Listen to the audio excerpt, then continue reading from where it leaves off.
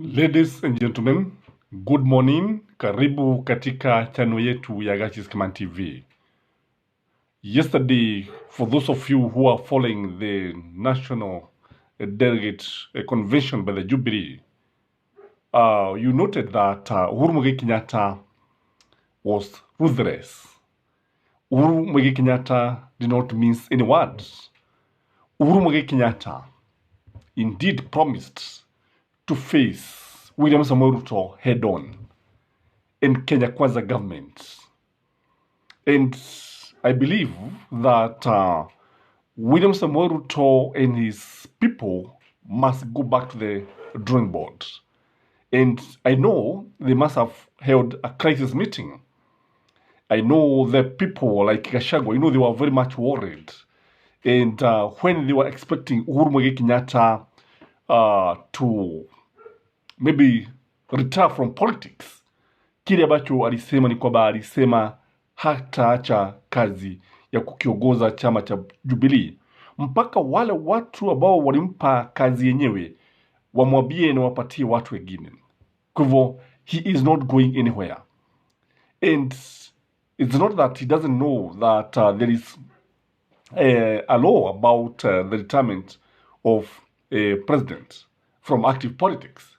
But when you look at Uhuru-Muigai Kenyatta is not somebody who needs that money. I believe he can do without that money. And he has a lot of money. Doesn't need that money. So I believe that there will be consequences. The friction between Uhuru-Muigai Kenyatta and William Samoei Ruto is bound to have ramifications. Is bound to bring frictions in this country. Is bound to bring a lot of things. So in this video, I want us to look at the ramification, the consequences of this war of words between William Samoei Ruto and the former president, Uhuru-Muigai Kenyatta. So if you're here for the first time, can you take that 1 second and like our video and leave a comment so that you can know what you think about this friction between Uhuru-Muigai Kenyatta and William Samoei Ruto. The first thing is that we are going to expect very serious division in this country.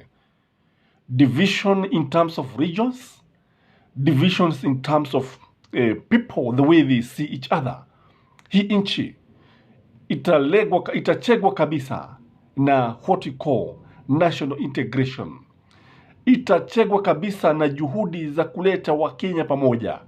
Umoja utakuwa kitu ambacho kitakuwa bari sana, umoja wa nchi. Najua Waswahili wanasema kwamba umoja ni nguvu na utengano ni udhaifu. Ule utengano ambao utakuwa katika nchi utakuwa wa hali ya juu sana. Because what we know is that Uhuru-Muigai Kenyatta, by the virtue of the fact that he was a former head of state, he has become very, very popular. For those of you who have been watching, many people have been calling him to come out and talk to them. He has become very, very popular. And he will just make William Samoei Ruto very, very insecure. And an insecure person is a dangerous person. So this one is going to breed a lot of division. Expect fireworks anytime from today, especially from Kenya Kwanza. They are going to respond to Raila Amolo Odinga. They are going to insult Uhuru-Muigai Kenyatta. Utasikia yale matusi ambayo yatarushwa hewani yatakuwa matusi ambayo yatamwaibisha Mugu Muba ambaye aliwaketisha katika kile kiti ambacho wakiita cha enzi. The second ramification of the two leaders is that there is a possibility, there is the danger of tearing this nation. This country can be teared into pieces. This country can go to the dogs. When we have, unajua Waswahili wanasema kwamba wapiganapo fahali wawili zumiazo ni nyasi. Sisi wananchi ndio nyasi. Na kile ambacho tunajua ni kwamba hao viongozi ni viongozi maarufu, ni viongozi ambao wanafuasi wengi, and what we know is that there is that danger, there is that risk of losing this country. Because when you see two antagonistic leaders pulling in different directions and hurling insult to each other and lacking respect, basi unajua tunasema heshima si utumwa, kwamba kile ambacho tunaweza tukaona matokeo ambayo yanaweza yakatokea ni kwamba huenda hii nchi ikawa katika hali mbaya sana na ikawa inasabaratika, and the buck will stop with William Samoei Ruto as the head of state. The third thing that is likely to happen from today is that political temperatures are likely to reach boiling points.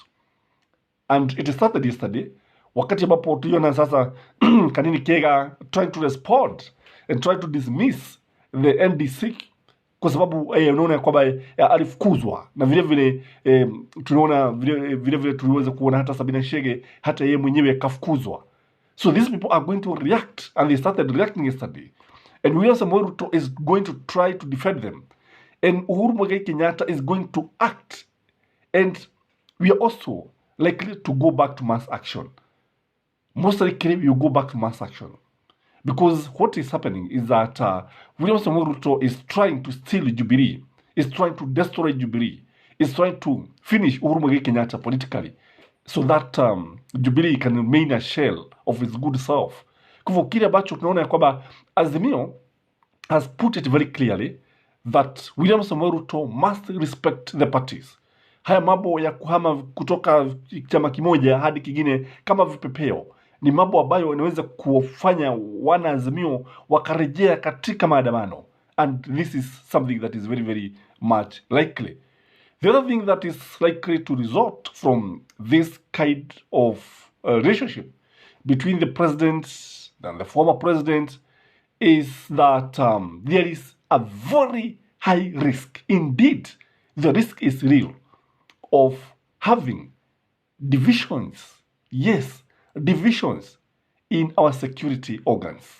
I can tell you that the fact that our military are very loyal to the government that is in office, they are also human beings. We know that the former commander-in-chief of the armed forces was Uhuru-Muigai Kenyatta.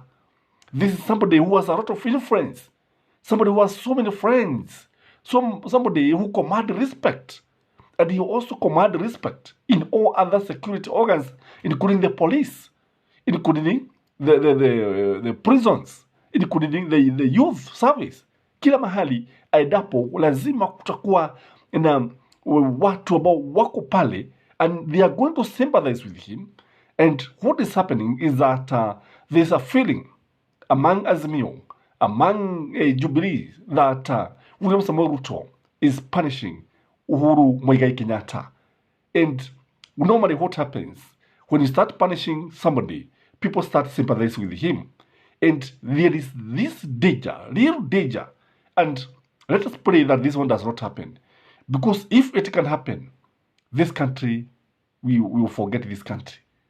And even William Samoei Ruto would find it very, very difficult to rule this country. The other thing is that this feud is likely to have what we call intra-community feuds, especially within the Kikuyus.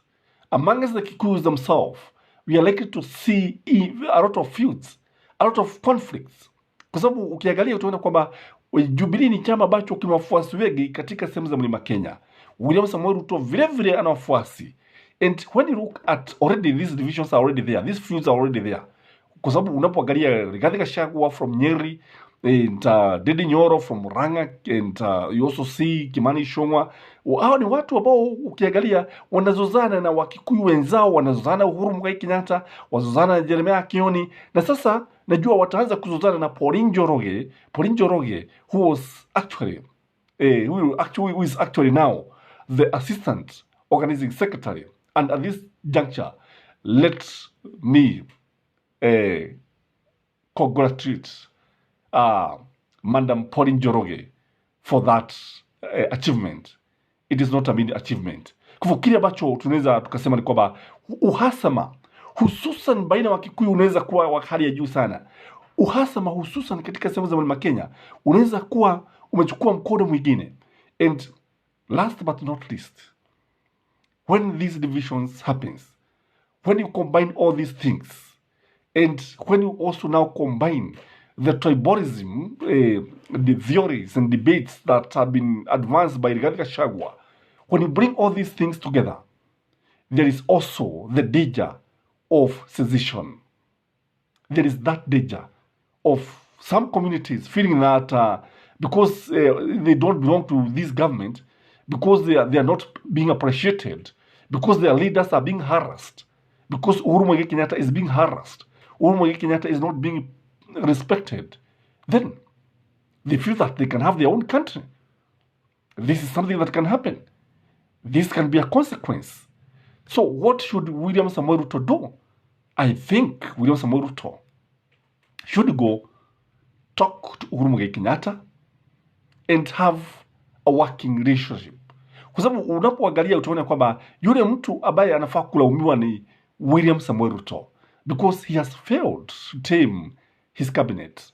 He has failed to tame leaders in Kenya Kwanza when it comes to insulting, disrespecting Azimio leaders, especially Raila Amolo Odinga and Uhuru Kenyatta and others. He has also failed because he's the one who, it is the goons that are associated with Kenya Kwanza who invaded the private land, the northern land. Truth be told, the police did not act. It is William Samoei Ruto who should be blamed because he's the one who is trying to destroy Jubilee. Indeed, we know very well that Kanini Kega and Sabina Chege are working for at the behest of William Samoei Ruto. We know this. We know that William Samoei Ruto is the one who is fighting Uhuru Kenyatta. What do you ukweli?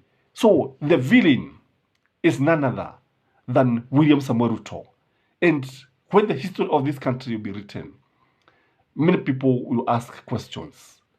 And we'll compare William Samoei Ruto and somebody like Moi Kibaki, who never commented about Moi, who had destroyed this country, but never commented anything about Moi. And he allowed him to retire peacefully. I know that Uhuru Kenyatta would like to retire peacefully and stay behind the doors, behind the scene, as he opined during that conference. But it is the nini. Hao ndio ambao wanachokoza nyuki. Hao ndio ambao wanamchokoza. Unajua huwezi ukamchokoza mtu mwanamume, unamchokoza na unamwedea mpaka kwake. That one cannot happen. When you rattle a snake, be prepared to be bitten.